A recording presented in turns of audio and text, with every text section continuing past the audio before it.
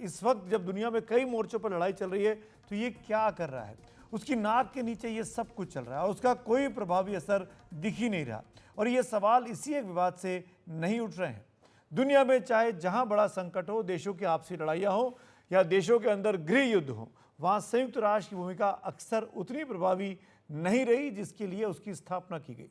कई बार उसे सिर्फ कागजी शेर या बिना नाखून और दांतों का शेर कहा गया, क्योंकि कोई भी पक्ष उसकी बात मानने को तैयार नहीं होता। चाहे रूस यूक्रेन युद्ध हो, पश्चिम एशिया का ये ताज़ा संकट हो जब ईरान और इजराइल आमने सामने आ चुके हैं, चीन ताइवान का विवाद हो, ये तमाम विवाद ऐसे हैं जहां संयुक्त राष्ट्र की भूमिका बिल्कुल नगण्य के समान कही जा सकती है। बल्कि ये कहा जाए कि पश्चिम एशिया का आज का जो संकट है उसकी भूमिका एक तरह से संयुक्त राष्ट्र ने ही नवंबर 1947 में रखी थी, जिसके आधार पर उसने मई 1948 में ब्रिटेन के उपनिवेश को यहूदी देश इजराइल और अरब देश फिलिस्तीन और जेरूसलम सिटी के तौर पर बांट दिया था। तब फिलिस्तीनी अरबों और अरब लीग ने इस बंटवारे को खारिज कर दिया।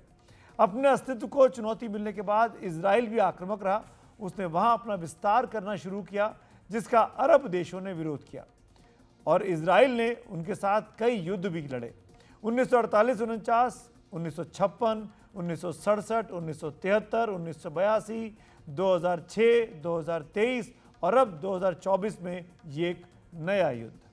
संयुक्त राष्ट्र ने जो बुनियाद रखी, वहां आज क्या हो रहा है, इजराइल किस तरह से चारों ओर कई मोर्चों पर घिरा हुआ है, उसकी और ज्यादा जानकारी दे रहे हैं मेरे सहयोगी उमाशंकर सिंह।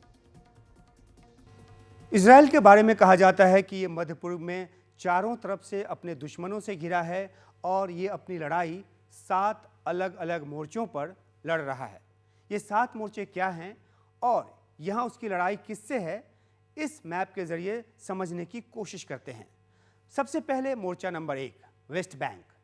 वेस्ट बैंक जो है वो वहाँ इजराइल का एक मोर्चा हमेशा खुला रहता है। हालांकि यहाँ से इजराइल पर हमले कम ही होते हैं, लेकिन सैन्य अभियान जो है इजराइल यहाँ पे चलाता रहता है। निशाने पर हमास और उससे जुड़े संगठनों के लोग होते हैं। अपने सेटलर्स की सुरक्षा के नाम पर भी इजराइल यहाँ पर सैन्य अभियान चलाता रहता है। हालांकि ये मोर्चा बहुत ज़्यादा एक्टिव नहीं रहता, युद्ध की तरह की स्थिति यहाँ पर नहीं है, लेकिन ये एक सतत मोर्चा है जहाँ इजराइल को अपनी ताकत जो है लगानी पड़ती है।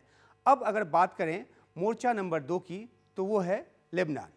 लेबनान का जो मोर्चा है वो काफ़ी गर्म है अभी, और ख़ासतौर पे हिजबुल्लाह जिस हिसाब से यहाँ पे इजराइल को निशाना बनाता रहता है, इस वजह से इजराइल को भी यहाँ जूझना पड़ रहा है। पिछले साल 8 अक्टूबर के बाद से ये हमले काफ़ी बढ़ गए, लिहाजा इजराइल अब लेबनान की जो राजधानी है बेरूत समेत इसके अलग अलग हिस्सों में हवाई हमले तो कर ही रहा है, दक्षिण लेबनान में घुसकर ज़मीनी छापेमारी भी कर रहा है। उसका कहना है कि हिजबुल्लाह को ख़त्म किए बगैर जो है वो अपना ऑपरेशन नहीं रोकेगा। और देखिए दक्षिणी लेबनान में जो ऑपरेशन उसने कुछ दिन पहले किए, उसके ये दृश्य हैं जो पीछे आप देख सकते हैं। दक्षिणी लेबनान में अलग अलग सुरंगों को उसने नष्ट किया, भूमिगत ठिकानों को नष्ट किया, और उसकी जो कोशिश है वो ये कि उत्तरी इलाके को अपनी सुरक्षित करना चाहता है वो इजराइल के, और इसलिए यहाँ पर वो इस तरह के ऑपरेशन जो है वो चलाता रहता है। तो ये एक बहुत ही एक्टिव मोर्चा है और इससे जो युद्ध की संभावना, जो आशंका जो है वो बढ़ गई है। तो इस मोर्चे के बाद अगर मोर्चा नंबर 3 की बात करें, तो मोर्चा नंबर 3 जो है वो इजराइल के लिए वो है सीरिया। और सीरिया जो है देखिए यहाँ स्थित है, और ये जो है वो लेबनान के लिए एक बहुत ही सिरदर्द वाला जो मोर्चा है वो ये है, क्योंकि ईरान पोषित जो संगठन है उसके खिलाफ इजराइल जो है लड़ाई लड़ता रहता है। दमिश्क तक में इजराइल ने हवाई हमले किए जिसमें कईयों की जान गई, और जान जाने वालों में हाल ही में एक टीवी एंकर भी वहां की शामिल थी। इसके बाद काफ़ी आलोचना भी हुई, क्योंकि इजराइल जो हमले करता है उसकी जद में उसके हिसाब से जो आतंकवादी हैं वो तो आते ही आते हैं, लेकिन साथ में जो आम सिविलियंस हैं वो भी निशाना बनते हैं। और इस तरीके से ये मोर्चा जो है उसके लिए काफ़ी एक ट्रैप है, और इजराइल को चाहते ना चाहते भी वहाँ उससे जूझना पड़ता है।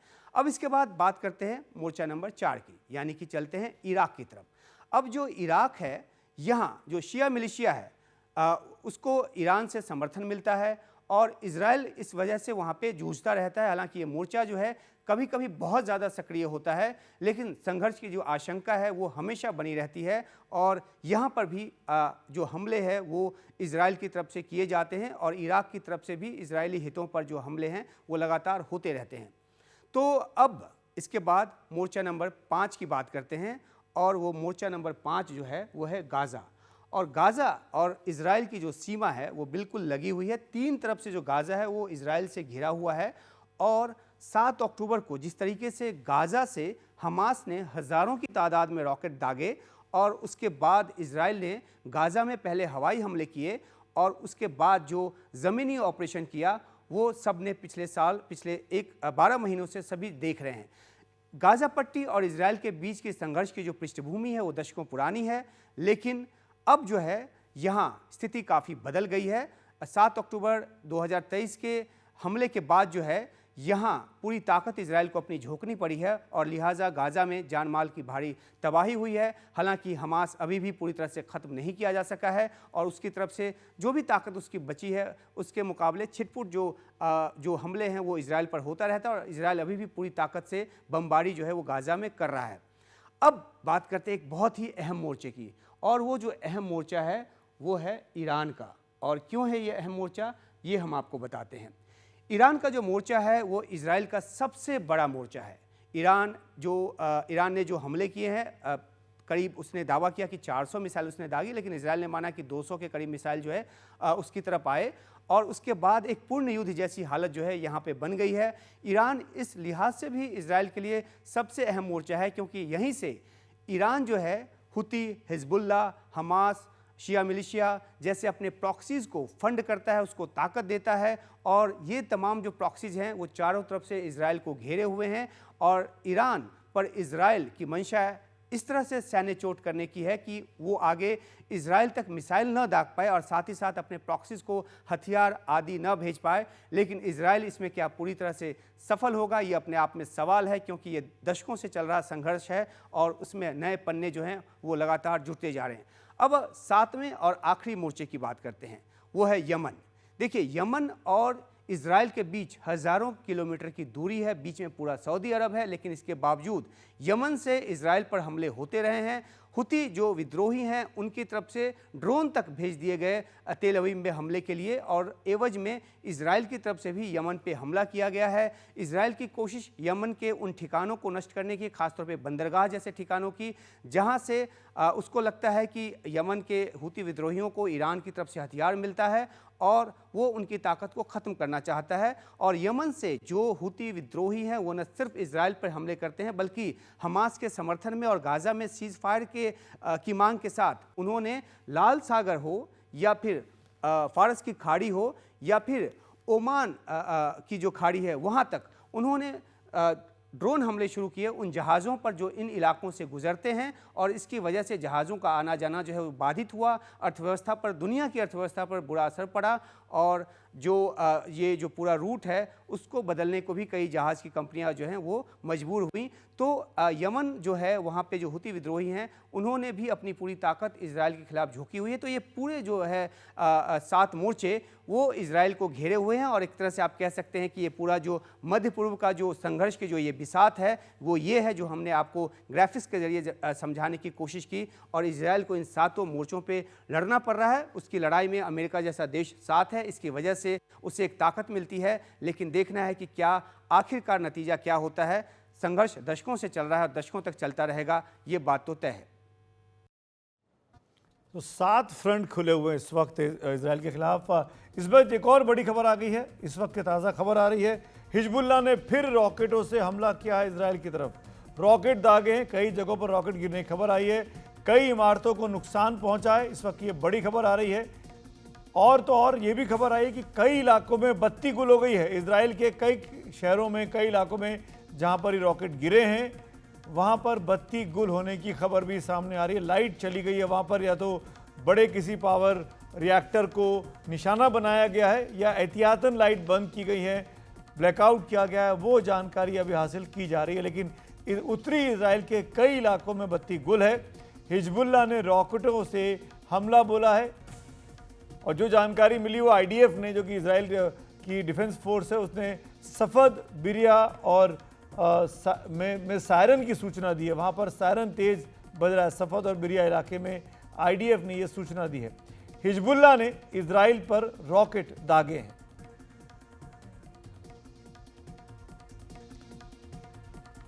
तो हालात जैसा कि हम लोग कह रहे थे कि आशंका है कि फिर कुछ हमला होगा, इजराइल करेगा कि ईरान करेगा, तो शुरुआत तो ये तो हिजबुल्लाह की तरफ से आई है, लेबनान की तरफ से रॉकेट दागे गए हैं, हिजबुल्लाह ने दागे और उतरी इजराइल को निशाने पर लिया गया है। मेरे साथ तीनों खास मेहमान बने हुए हैं, दीपक वोरा साहब हैं, स्वस्ति रॉय जी हैं और वैल आबाद साहब हैं। आपके सब्र के लिए एक बार फिर से धन्यवाद।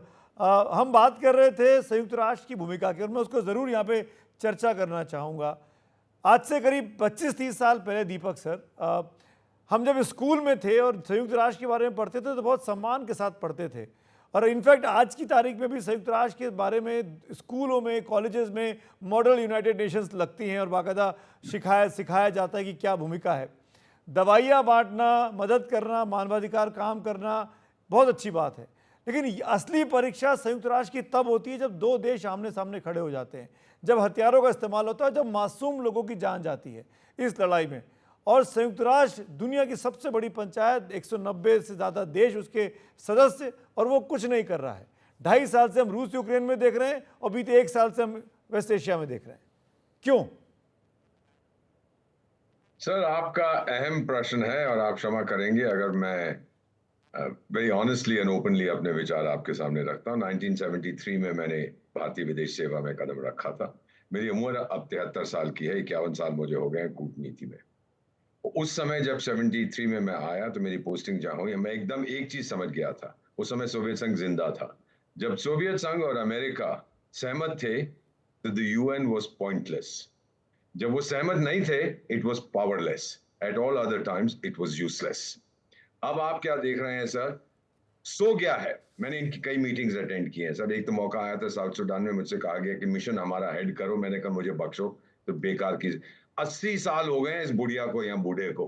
80 साल पुरानी चीज कोई आपके घर में है जिसका आप अभी प्रयोग करते हैं, लेकिन मरने से इनकार करता है। जो पंचायत वहां बैठी है ना 5 कौरवों की, वो जो 5 परमानेंट मेंबर्स हैं, वो कुछ नहीं होने देंगे। पहली बार क्वाड मीटिंग में उन्होंने ये नहीं कहा कि हम डिस्कस करेंगे, सोचेंगे, बात करेंगे। उन्होंने कहा we will reform the UN security council, हम एक्सपैंड करेंगे परमानेंट मेंबरशिप। नहीं तो 60 साल से प्रपोजल पे प्रपोजल, डिस्कशन पे डिस्कशन। और क्या होता था सर? कभी आप मीटिंग अटेंड करें यूएन जनरल असेंबली की, मैं तो कई बार गया हूं, आंखें हमारी खुली हैं लेकिन हम सो गए हैं कि क्या फायदा इसकी बात सुनने का। मेरे एक मित्र हैं पॉल विल्सन, उनकी किताब है द टूम्ब, पढ़िए। उसने कहा है कि अगर जितने डिप्लोमेट्स हैं दीपक वोरा जैसे, उनको बाहर निकाल दिया जाए यूएन बिल्डिंग से और इसको नाइट क्लब बना दिया जाए तो मानवता के लिए बहुत अच्छी चीज।